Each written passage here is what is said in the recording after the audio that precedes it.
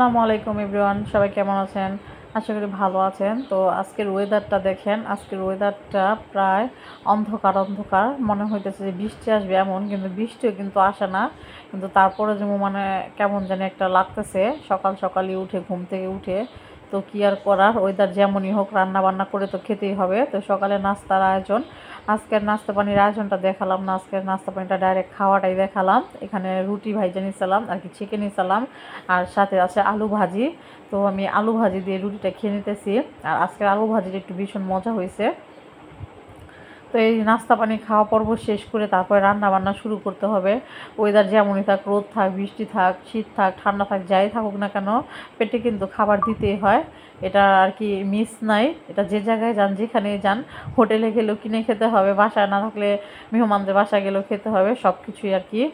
তো তারপরও নাস্তা পানি খাওয়ার পর এই জায়গাটা আমার খুব ভালো লাগে, তাই আপনাদের সাথে একটু শেয়ার করা। দেখেন কত সুন্দর কৃষ্ণচূড়া ফুল ফুটছে।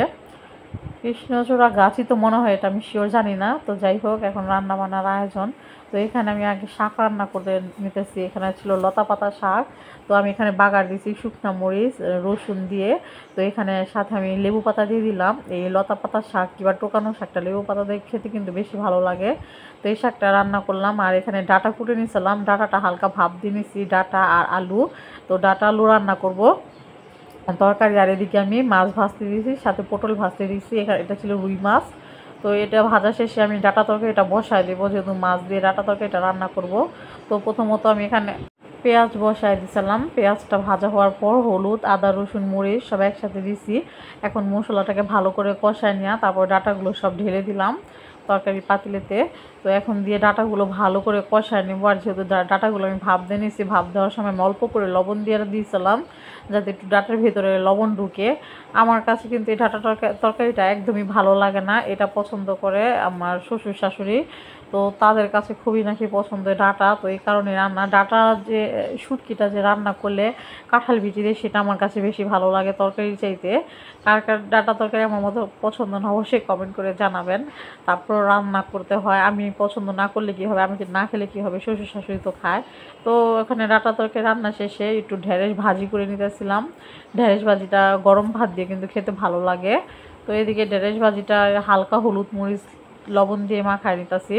তো এই তো দুপুরে রান্না বান্না শেষ করে বিকালে, তো বললামই ওয়েদারটা আজকে ঠান্ডা ঠান্ডা কেমন জানি। তো সে কারণে এই যে আয়োজন হচ্ছে আলুর চপ, পেঁয়াজুর এগুলো। তো আদিয়াতের বাবা বলতেছে যে আজকে ওয়েদারটা ঠান্ডা ঠান্ডা, আবহাওয়াটা অনেক ঠান্ডা, তো এগুলো গরম গরম করো, খেতে ভালো লাগবে। তো এই কারণেই আমি এখন পেঁয়াজু ভাইজা নিতেছি।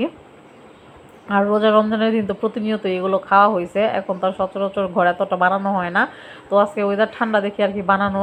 তো ওইদিকে পেঁয়াজগুলো দিয়ে এখন আলুর চপগুলো ভাজার মানে করব, প্রস্তুতি করে নিতেছি। এখন আলুর চপগুলো এক এক করে ভাইজা নেব। অল্প করে আমি বেসন গুলে নিচ্ছি। আলুর চপ যতগুলো ছিল, ঘরে বেগুন ছিল না, যদি বেগুন থাকতো তাহলে বেগুনিও ভাজতাম। তো এখন সন্ধ্যার আজান পড়ে গেছে প্রায়, তো এখন আর বেগুন আনা সম্ভব না। তো এই কারণে আলুর চপ পেঁয়াজি দিয়েই আজকে সন্ধ্যার নাস্তাটা করলাম। আজকের ভিডিও পর্যন্তই, সবাই ভালো থাকবেন।